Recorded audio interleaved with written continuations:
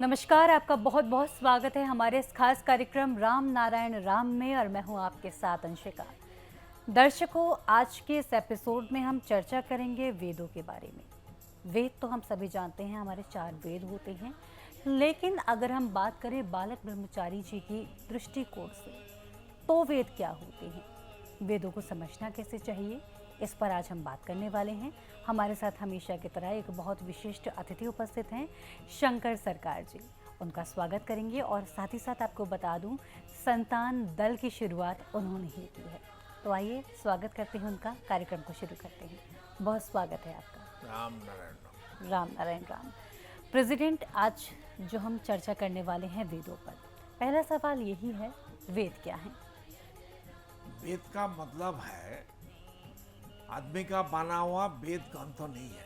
अच्छा। हिंदू और सनातनी लोग जो वेद के बारे में बताया, ऋग्वेद, यजुर्वेद, सामवेद, अथर्ववेद, जी। ये वेद लिखने का कोई जरूरत नहीं था। अच्छा। ये वेद स्वयं प्रकृति है। वेद का मतलब नेचर, वेद का मतलब प्रकृति। प्रकृति तो एग्जिस्टिंग है ही है। हम लोग को आँख से देखते हैं, कान से प्रकृति का वार्ता मिलते हैं, और प्रकृति खा के हम जिए हैं। प्रकृति को हम लेके सांस प्रश्वास में हम, प्रकृति हमारा है, खाने में प्रकृति है, शरीर को ठीक करने के लिए, एनर्जी के लिए प्रकृति है। प्रकृति तो वेद है। अलग से वेद बोल के किताब लिखने का क्या जरूरत है? अगर ठीक है। ये वेद आदमी का बना हुआ है, ईश्वर को तो बना हुआ नहीं है, बनाया नहीं ईश्वर ने। तो हम लोग जो जन्म लिया, पैदा हुआ, कोई धर्म का, आदमी का बना हुआ धर्म का वेद लेके पैदा हुआ। धर्म का जो कस्टम है वो लेके जन्म लिया। पोशाक जैसा यूनिफॉर्म होता है स्कूल कॉलेज जाने के लिए, ऐसा धर्म का कस्टम लेके, यूनिफॉर्म लेके, हम धर्म का यूनिफॉर्म लेके जन्म लिया, ये तो नहीं है। नहीं। तो प्रकृति में कोई मालिक नहीं बोलता है कि हम मालिक नहीं है, वो सेवक है, सेवा देते हैं। तो धरती में मालिक कहाँ से आ गया? एक्चुअल में देखिए, ये वेद जो शिक्षा हमको देता है वो है हमारा इक्वल राइट, खुद जियो दूसरों को जीने दो।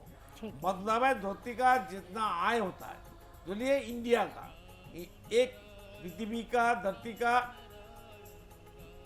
अनेक देश है, बहुत देश है, छोटा बड़ा। उसका अंदर एक बड़ा देश एशिया महादेश का अंदर इंडिया है, जो अभी उसको बोलता है भारतवर्ष।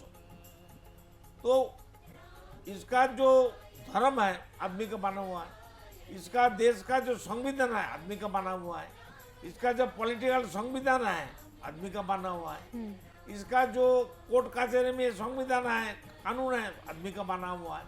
वो को भी सही हो सकता है।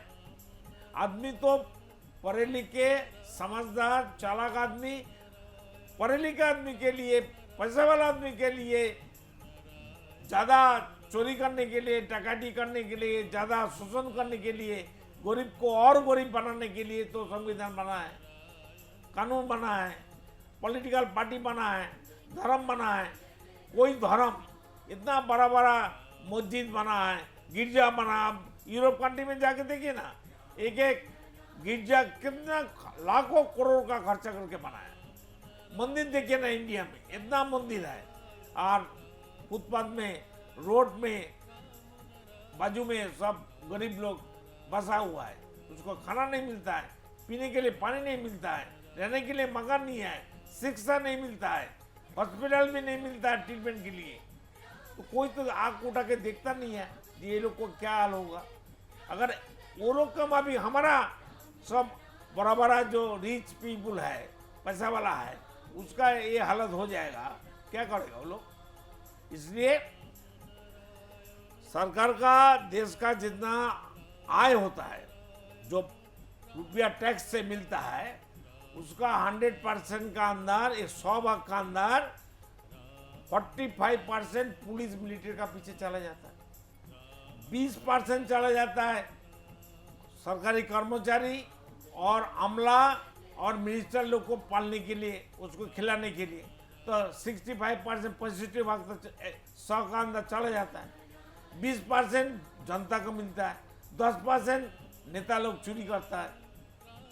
तो हमारा हक 20%, 100% का जो रोजगार है देश का, जनगण का दिया हुआ टैक्स का पैसा 20% पूरी भाग रुपया जनगण को मिलता है, वो भी बड़ा लोग लूट के ले जाता है। 30% जो लाखों करोड़ रुपया कमाता है उसको भी 30% टैक्स, जो 10,000 रुपया 50,000 रुपया नौकरी मिलता है हर महीना उसको भी 30% टैक्स। ऐसा हो सकता है, उसको स्लैब होना चाहिए ना। बिल्कुल तो व्यक्ति मालिकाना क्या जरूरत है, ये व्यक्ति मालिकाना है बोल के तो समस्या है।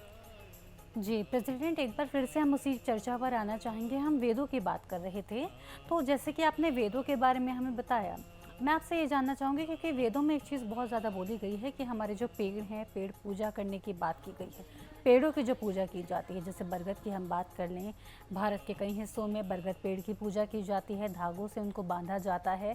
प्रकृति को किस तरह से संजो कर रखना हमको चाहिए। अगर हम बात करें बालक ब्रह्मचारी जी के नज़रिए से, तो उनका नज़रिया इसकी तरफ क्या है, किस तरह से हम पेड़ पौधों को बचा कर रखें। पेड़ पौधे नहीं रहेगा धरती में तो ऑक्सीजन नहीं मिलेगा, और ऑक्सीजन नहीं मिलेगा तो हम लोग जिएंगे नहीं, खाना नहीं मिलेगा, फल मूल नहीं मिलेगा, जीव जंतु नहीं जिएगा और वातावरण खराब हो जाएगा। सबसे बड़ा है बरसात नहीं होगा। पेड़ पौधे का सब इको बैलेंस होना चाहिए, वो लोग को भी जीना चाहिए, हम लोग को भी जीना चाहिए। सृष्टि का हर प्राणी, हर वस्तु का, हर जीव का, हर पेड़ पौधे का सबको इक्वल हक होना चाहिए। जैसे आदमी को जीने का हक है, पेड़ पौधे का है, जीव जंतु का है। आदमी खाएगा, मनुष्य खाएगा, और गाय बाछुर है, कुत्ता है, सियाल है, वो लोग को खाना नहीं मिलेगा। सबको खाना देना है, हमको भी जीना है, वो लोग को भी जीने देना है। इसके लिए सरकार को कानून बनाना पड़ेगा। तो आदमी के लिए कानून है, सुंदर में खाना कौन देगा भाई? वहाँ तो खाना, बिना खाना से सब मरता है, जीव जंतु जानवर मरता है। इसलिए धरती से व्यक्ति मालिकाना हटाना पड़ेगा। ठीक है, बिल्कुल। प्रकृति मालिक नहीं है। प्रकृति में आप ढूंढिए, ईश्वर मालिक नहीं बोलता है, अल्लाह बोलता नहीं है मैं मालिक हूँ। हम लोग बोलते हैं वो मालिक है, लेकिन वो नहीं पता है हम मालिक है। तो मालिक बन के जो हमको शोषण करता है, मेरा खून चूसता है आदमी का, सबका 1500 आदमी खून चूसने वाला 800 करोड़ आदमी का अंदर है। तो सबको इक्वल राइट करे, जैसा जैसा कर्म है सब मिलके करेंगे, सब मिलके बांटेंगे, मिलके खाएंगे। जरूरत क्या है? प्रकृति में क्या हुआ भाई? प्रकृति में तो कोई मालिक नहीं है, कोई राजा तो नहीं है, तो धरती में राजा और मालिक, मिनिस्टर, प्रेसिडेंट क्या जरूरत है? सब एक ही पिता, एक ही प्रकृति का संतान हो, अलग से सब पौधों भी क्या जरूरत है? जी, तो पेड़ों का इस तरह से ख्याल हमको रखने की जरूरत हाँ है। एकदम। सर, पेड़ को इज्जत देना चाहिए। जी, पेड़ हमारा आत्मा है, पेड़ पार्ट ऑफ आत्मा है। पेड़, बिना पेड़ से धरती नहीं जिएगा। बिल्कुल आप ठीक कर रहे हैं। पेड़ों का होना बहुत ज़्यादा ज़रूरी है, अन्यथा हमारा जीवन भी हम जी नहीं पाएंगे, क्योंकि ऑक्सीजन हमें उनसे मिलती है। हमने काफ़ी सारी बातें कर ली, पेड़ पौधों की बात कर ली, हमने धर्म की बात कर ली। अब मैं आपसे जानना चाहूँगी आम आदमी के बारे में। अगर एक आदमी संतान दल से जुड़ता है तो उनको क्या कुछ बेनिफिट्स मिल सकते हैं? मैं ये कहना चाहती हूँ, इससे मेरा मतलब ये है कि अगर कोई इंसान संतान दल से जुड़ता है तो जब वो जुड़ेंगे तो क्या कुछ उनको करने को मिलेगा, जीव सेवा करने को मिलेगी, पुण्य कैसे बढ़ेंगे, किस तरह से एक अच्छी लाइफ हम जी पाएंगे, किस तरह से अपने पुण्यों को बढ़ा पाएंगे? देखिए, संतान दल का जो सोच है कोई आदमी का बना हुआ सोच नहीं है। ठीक है, संतान दल है प्रकृति। ठीक है। हम लोग प्रकृति को छोड़ के आदमी का बना हुआ धर्म के बारे में हम नहीं बताते। हमारा लिए ना मंदिर की जरूरत है, ना मस्जिद की जरूरत है, ना गिरजा का जरूरत है। हमको जरूरत है हर आदमी को राइट चाहिए, धरती में जो कुछ है वो सृष्टिकर्ता अल्लाह खुदा गॉड का बना हुआ दिया हुआ देन है। उसको इक्वल राइट दीजिए। इक्वल राइट कौन छीन लिया? हमारा संविधान। इक्वल राइट कौन छीन लिया? हमारा पॉलिटिकल लीडर लोग। इक्वल राइट कौन छीन लिया? हमारा धर्म, आदमी का बना हुआ धर्म। यही तो समस्या हो गया। धर्म तो प्रकृति है, प्रकृति को छोड़ के अलग से धर्म कहाँ से आ जाएगा? सही बात है। प्रकृति को छोड़ के जो पानी है, आपका बतास है, सूरज है, धरती है, आसमान है, ये पंचतत्व को छोड़ के धर्म हो सकता है? इसके बाहर कुछ है क्या? यही तो सब कुछ है, सब धर्म का मूल आधार है। तो इसलिए प्रकृति का जो आदर्श है, नीति है, वही हमारा कानून, धर्म और राइट और विचार, सिद्धांत। प्रकृति कर्म कर रहा है भाई, हम लोग कर्म करेंगे। जन्म से पहले धरती पूरा बनावट है, ऊपर वाला ने, अल्लाह खुदा गॉड ने, हमको, ईश्वर ने ठीक करके रखा है, जो हमारा कोई कमी ना हो। जैसे हम कोई बच्चा पैदा होता है, पैदा होने से 15 दिन 20 दिन पहले हमारा माँ का स्तन में दूध आ गया छाती में। तो प्रकृति कितना अलर्ट है, सचेतन है, अल्लाह खुदा गॉड कितना चिंतनशील है, कितना समझदार है। उसका नाम से हम लोग डरते हैं। तुम अल्लाह को मानो, तुम ईश्वर को मानो, भगवान को मानो और मिनिस्टर को मानो। अरे किसको मानना चाहिए? खुद को पहले तो मानो। एंड आपने बहुत अच्छी तरह से हम सभी को समझा दिया। मैं अपने दर्शकों को बोलना चाहूँगी, जिस तरह से प्रेसिडेंट ने हमें समझाया है कि एकमात्र हमारा धर्म होना चाहिए, वो ये कि एक व्यक्ति दूसरे व्यक्ति की मदद करे, उन्हें समझे और उनकी ज़रूरतों का ख्याल रखे। क्योंकि कहीं ना कहीं हम सभी भी एक परिवार हैं और परिवार के एक सदस्य का यही कर्तव्य होता है कि दूसरा सदस्य भूखा ना सोए, परेशान ना हो और उसे किसी चीज़ की कमी ना हो। एटलीस्ट मूलभूत सुविधाएं जो होती हैं उनकी कमी ना हो। तो कहीं ना कहीं हमको ये सोचने की ज़रूरत है। और अगर आप चाहते हैं कि इस सब चीज़ों से आप जुड़ना चाहते हैं तो आप संतान दल से जुड़ सकते हैं। उसके लिए डिटेल्स आपको डिस्क्रिप्शन बॉक्स में मिल जाएंगी, टीवी स्क्रीन्स पर नंबर मिल जाएंगे। और अगर इन चीज़ों को लेकर आपको थोड़ी भी कन्फ्यूज़न आपको लग रही है, किसी भी चीज़ को लेकर कि अरे ऐसे कैसे करना है या कितना डोनेशन देना है, कितना दे सकते हैं या नहीं, दे तो जितना आपकी क्षमता है, जितना आप देना चाहते हैं उतना आप कर सकते हैं। लेकिन फिर भी अगर कोई कन्फ्यूज़न आपको हो रहा है, कोई भी आपको क्लियरेंस चाहिए, क्लैरिटी चाहिए, तो वो आपको इन डिटेल्स जो आपको नंबर्स दिए जा रहे हैं, नंबर्स पे आप कॉल करके बात कर सकते हैं। आपकी समस्या जो आपको ड्यूरिंग दिस एपिसोड में अगर कुछ भी आपको ऐसा लग रहा है कि इसके विषय के बारे में मुझे और भी ज़्यादा जानना था, तो आपको मिल जाएगी, जानकारी आपको दे दी जाएगी। इसका कोई शुल्क आपसे नहीं लिया जाएगा। और संतान दल से जुड़ के आप डोनेट भी कर सकते हैं, जितना आपका संभव हो, आपसे जितनी आपको पॉसिबल हो सकता है उतना आप डोनेट कर सकते हैं और एक अच्छे कॉज के लिए आप काम कर सकते हैं। प्रेसिडेंट, जैसा कि मैंने अपने व्यूअर्स को बता ही दिया कि हम डोनेट कर सकते हैं, बिल्कुल डोनेट करना चाहिए और सब लोग डोनेट कर सकते हैं। क्या आप हमें ये बता सकते हैं कि डोनेशन की क्या प्रक्रिया रहती है और किस तरह से, अगर हम जैसे कि और भी लोग आपसे डोनेट करना चाहें, तो क्या आपके पास में आकर के क्या कुछ करना रहता है या क्या क्या किस किस एक्टिविटी में पार्टिसिपेट कर सकते हैं? हमारा संतान दल संगठन 1966 में बना है जी। हमारा ATG है, हमारा अकाउंट है, हमारा अकाउंटेंट है, CA है। हम लोग खुद अपना 10-20 आदमी 100 आदमी मिलके इसको चलाते हैं। मेन पार्ट मेरा रहता है। हर साल 1 करोड़ रुपया हम कमाते हैं और देते हैं। हम किसी इंसान, किसी मनुष्य को धरती का पैसा मांगता नहीं है, उनके लिए वो डोनेशन दे, हमारा लिए जरूरत नहीं है।